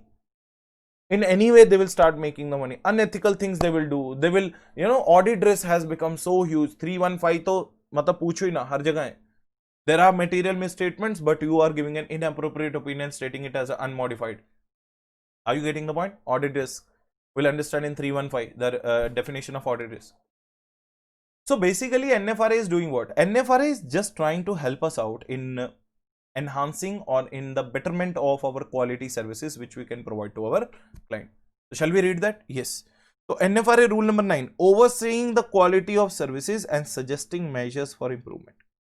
Now NFRA has already raided my practicing unit and did the rep on me, GI and GP and IP report also. They have done on personal performance and all that investigation in the rule number 8 we have understood. Now NFRA is giving me an opportunity to improve myself. So NFRA क्या करता है? NFRA may direct an auditor to take measures for the improvement in the audit quality in terms of change in audit process, change in quality control and change in audit reports with specified detailed plan with a time limit. So NFRA is going to give me, say for example, 6 months. After 6 months they will again do the review. If within those 6 months I'm taking up the measures for the improvement and I'm improving my audit process, I'm improving my quality control, I'm improving my you can say that audit report, I'm improving my work culture, I'm improving my testing supervisory, everything recommended by the NFRA. If I'm very much interested in improvement of my quality of my services rendered by me, then NFRA is giving you an opportunity, and NFRA will give you this opportunity with a specified plan with a time period. If within that time period we will do it again on your practicing unit. If we think that you are particularly taking this serious, you are improving on your terms, you are improving on your quality, audit process, audit report and quality of the work, then in that case NFRA will be happy. So in the point number 1, NFRA may direct an auditor to take the measures for improvement in quality control in terms of change in audit process, change in quality control and change in audit reports with a specified plan with a time limit. So NFRA, suppose he has given me 6 months. So within 6 months, I have to ensure that I am giving the good results to whom? NFRA. I hope everyone is clear with this point number A. Yes. Auditor is under an obligation. Now, when the NFRA is putting the trust on me that I will improvise myself, so I also have to show some obligation or not. I also have to show some duty or not. The auditor is under an obligation to incorporate those some improvements and send report to NFRA explaining his compliance. I have to incorporate those suggestions, I have to incorporate those improvements in my quality of audit services which I am rendering, in my documentation, in my quality control, everywhere, wherever the deficiency is there, and I have to make a proper report on that and will send it to whom? NFRA. NFRA shall monitor the improvements and take the necessary actions if required. Now NFRA will review my report. NFRA will monitor my improvements. If the NFRA thinks that I'm going well, it's good. But if the NFRA thinks that I need further action to improvise, then NFRA will take a further action. Next, if the NFRA wants, it may refer my case to the QRB. What is QRB? Quality Review Board. Quality Review, one chapter is there along with the peer review. I have to tell you. If NFRA thinks that my case is an extreme case and it should be referred to the Quality Review Board, it may refer my case to the Quality Review Board for the quality services of auditors of company and body corporate and shall such information from them. Call such information from them. If the NFRA, so first point mein what we understood, NFRA is giving me some improvements, giving me some time period, giving me some specified plan to incorporate those improvements to enhance my quality of work, to enhance my audit process, to enhance my audit reports. Then NFRA is also telling that please incorporate these changes and send us a report whether you are complying it or not. NFRA will monitor my improvements and will take the further action if required. And if NFRA thinks fit that, it may pass on my case to the Quality Review Board for the further investigation and call such information from them. And NFRA, if the NFRA wants, it may take the further assistance of its experts on overseeing and monitoring the activity. So rule number 7, rule number 8, rule number 9 and rule number 6 along with rule number 4, rule number 3, rule number 5, every rule is over. Now we have to do the 10, 13, 16. Shall we do the 10? Now, yes. What is rule number 10? Rule number 10 says as the main rules are over. These are the additional miscellaneous rules. Rule number 10 is power to investigate. That we already know. Are you getting the point or not? NFRA shall forward the matter for further investigation or action if on its own. Means if the NFRA thinks that yes, further investigation is required, or on the reference made to it by whom? Central government, on the basis of compliance, overseeing and monitoring activities. So on the basis of rule number 9, if NFRA thinks that if further investigation is required, non-compliances are so huge on its own, matlab suo moto if it thinks so, or on the reference made to it by the central government it may think so, or it may think so on the basis of its compliance and overseeing and monitoring activities. Then what the NFRA will do? NFRA will go for the which investigation? Further investigation. That is a point number 1, point power to investigate in rule number 10. Next, NFRA. Now tell me one thing, is NFRA. Now, do you remember section number 143 subsection 12? Do you remember section number 143 subsection 12? Duty to report a fraud. If the fraud amount is greater than equal to 1 crore, we have to report it to the central government. Same case NFRA. If the NFRA thinks that there is an evidence, to believe that any company or body corporate has not complied with the act or rules and which involves or may involve a fraud of greater than equal to 1 crore, it has to send the report to whom? Central government. Everyone is clear or not?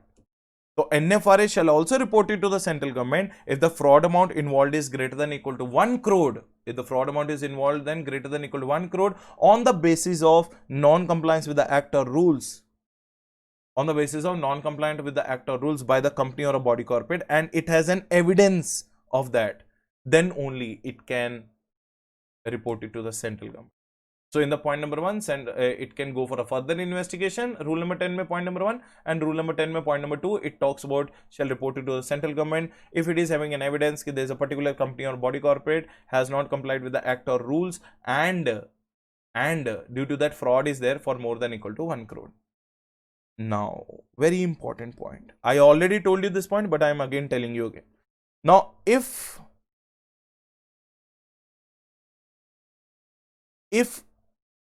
the companies are covered under rule number 3, which we have done above, then who will initiate the proceedings of those companies in case of investigation? NFRA will initiate the proceedings, and we already know that no other body, no institute, no authority shall initiate the proceedings if NFRA has initiated for the companies referred in rule number 3. But for those companies other than covered in rule number 3, the cases of professional misconduct and other misconduct against the auditors of company or body corporate other than those companies which are covered in rule number 3 shall be still continue to be taken up by whom? ICAI. So it is being made very clear that if you are a rule 3 based company, your investigations will be done by NFRA. Are you getting the point or not? But sir, if you are a company other than rule 3 and your auditors are under professional misconduct or other misconduct, then it is still going to be continue under the matters of whom? ICAI. तो power to impose the penalty जो हमने सबसे पहले किया था powers of NFRA में, power to impose the penalty और power to investigate if the auditor और firm of auditor is involved in professional misconduct और other misconduct, then we were talking about rule 3 companies auditors. If they are involved in professional misconduct or other misconduct, who will take care of the proceeding? NFRA. Other than rule 3, who will take care of that? ICAI. Other than rule 3 companies auditors professional misconduct or other misconduct cases will be continue to be taken up by whom? ICAI. Now let us wind up this with the rule number 13 and the rule number 16. What is rule number 13? Rule number 13 says that if a company or an officer or an auditor or any other person violates the NFRA rules, if a company or a body corporate or a person or auditor or any other person violates the NFRA rule, then they all will be penalized under section 450. Sir, what is 450? 450 is that section of penalty where there is no prescribed penalty. There's no penalty at all in section number 450. Section number 450 says that penalty will be decided as the case may be.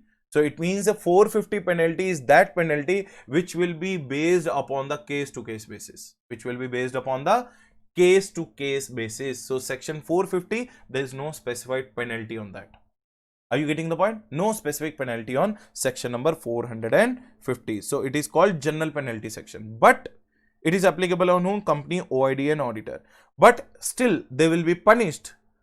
They will be punished. Company will be punishable with a fine up to rupees 10,000 rupees and 1,000 rupees per day if the offense continues.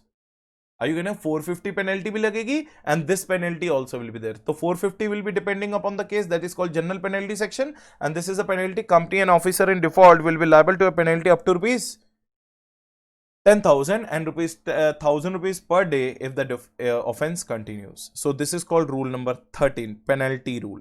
Rule number 16. Ab suno.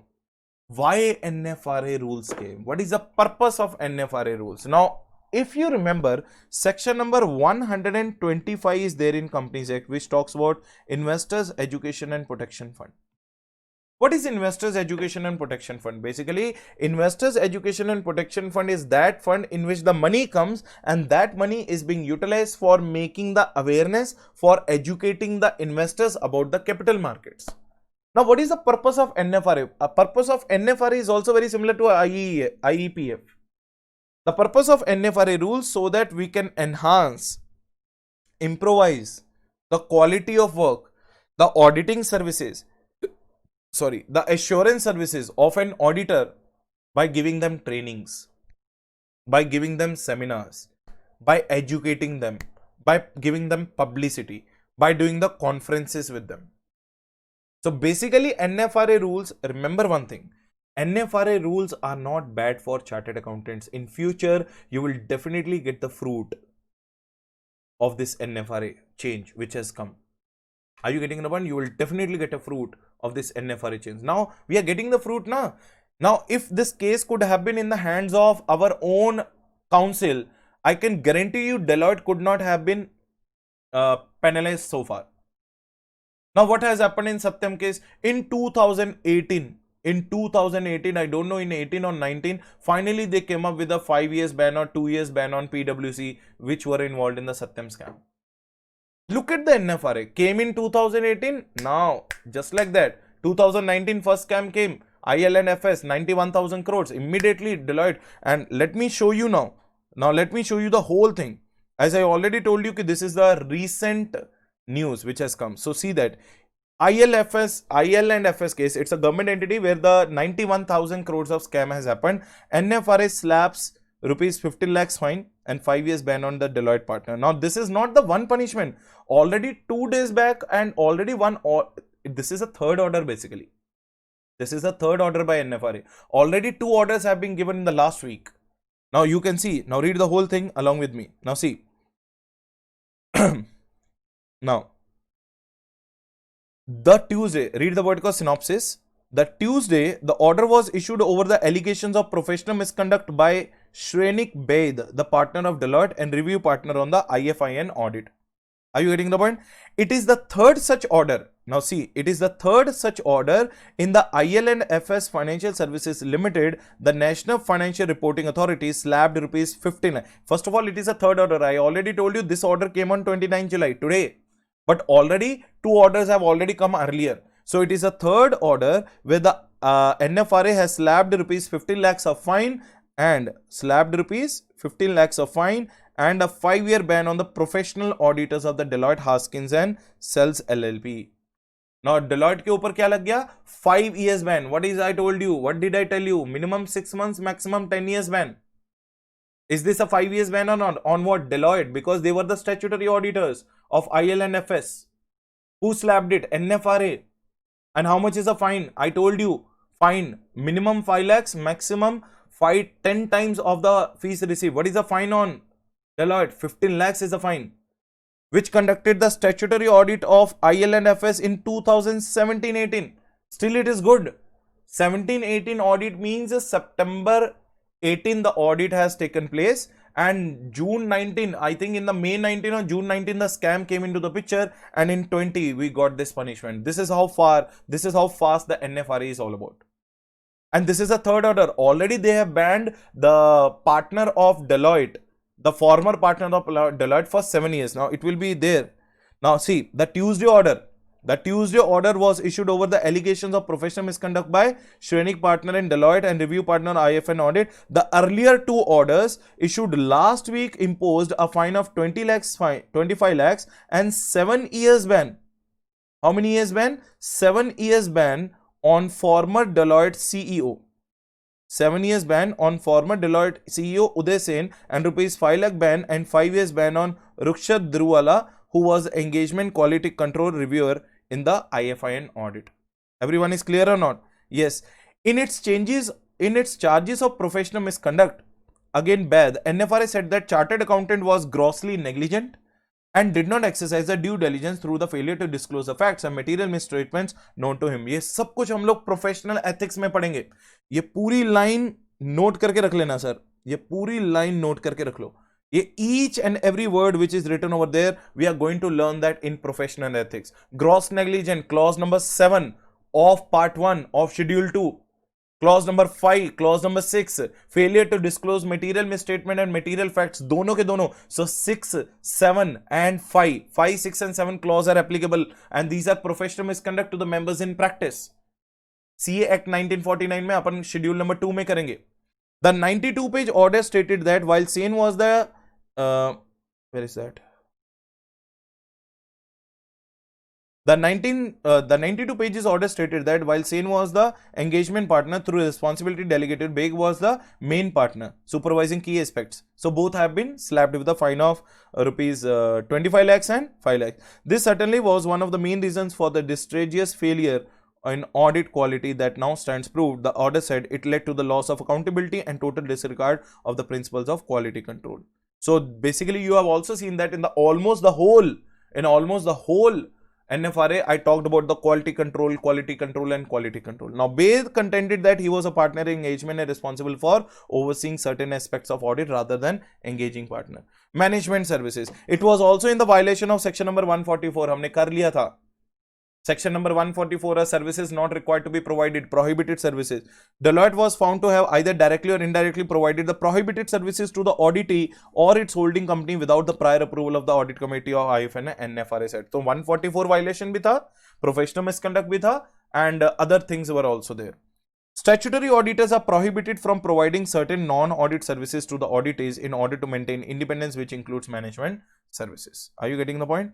However, Baid argued that the audit firm merely provided advice to assist the management in discharging its responsibility, did not undertake any decision on the behalf of management, which does not constitute management services. In its rebuttal, the NFRA said that argument equated management services with management responsibilities, whereas the former implied services rendered to the management, the latter meant functions undertaken by the management, it said. NFRA notes with shock the unprofessional method resorted by the experienced chartered accountants in interpreting statutes to support his unjustified claims, the order said. The series of punitive actions by the authority has put the entire industry on high alert. Our whole industry of the chartered accountants is on high alert. All eyes now on Delhi High Court's decision on July 31st, which will determine whether NFRA orders take effect or not. If they are filing an appeal to the High Court, then we'll come to know whether NFRA order which they have passed on 29 July today is going to take an effect or not. In February, the Daruwala has moved to the High Court challenging the jurisdiction of NFRA to look into the matter. In all three matters, NFRA mentioned that its order shall not be given effect till July 31st. While the firm and its lawyers scrutinized the orders, a Deloitte spokesperson said, as a professional accounting firm, we are surprised and concerned that NFRA has chosen to issue and make public an order in spite of question of its jurisdiction being sub judice and awaiting adjudication and disposal by the Honorable Delhi High Court. So this is the basically the whole report on that. So you just Google it, you will come to know that now NFRA is the another temple for the and basically you can also say it is curse for those chartered accountants who are actually involved in these kind of malpractices, and they are thinking that they will get away with anything even if they will do the malpractices or unethical practices. So with that, I will conclude my section number 132 on NFRA. On NFRA 132 is over. Now there is one small section I already told you, 133. That is nothing but central government to prescribe the accounting standard. It is connected with 32. So first of all, tell me who recommends, who proposes the accounting standards? ICAI. To whom? NCLT. NCLT will propose to whom? Central government. Central government will prescribe the accounting standards. Who will ultimately issues that? Central government. But let me tell you one thing, before NFRA, I told you in the beginning, there was an authority called NACAS for the accounting standards. So that was National Advisory Committee on Accounting Standards. So central government to prescribe the accounting standards in consultation with whom? NFRA. That we already know. As suggested by ICAI. That is also they're saying. They are not completely saying that ICAI is out of the picture.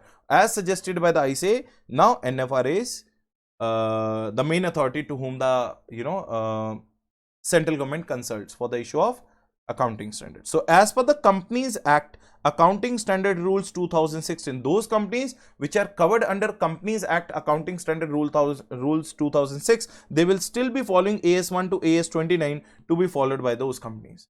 But if you are a company following rule number 4 of IND-AS, Indian Accounting Standard Rules 2015, then you have to follow all the IND-AS only.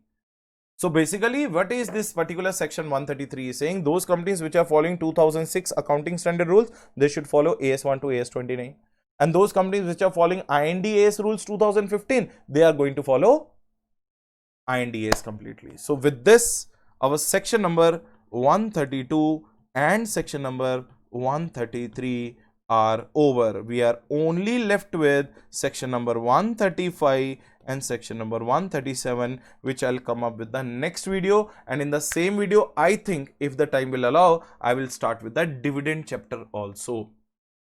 Dividend provision section number 123 to section number 127 we will complete. Then we will move to the other chapters. I hope everyone is crystal clear so far. Yes, so this is what all about NFRA you needed to know. I hope I justified your expectation. I hope you all understood it very clearly. So that's it from my side for today. Thanks for lending your patient ears, for understanding and giving me your patient time to make you understand section number 132. If you really like the lectures, please promote it to your friends and share it with your friends and make them aware that yes, somebody else is also there in the market who can meet their expectations and justify their expectations, right? So thank you so much for listening to me. I'll see you in the next lecture. Till then, take care, stay at home, be safe. Bye everybody.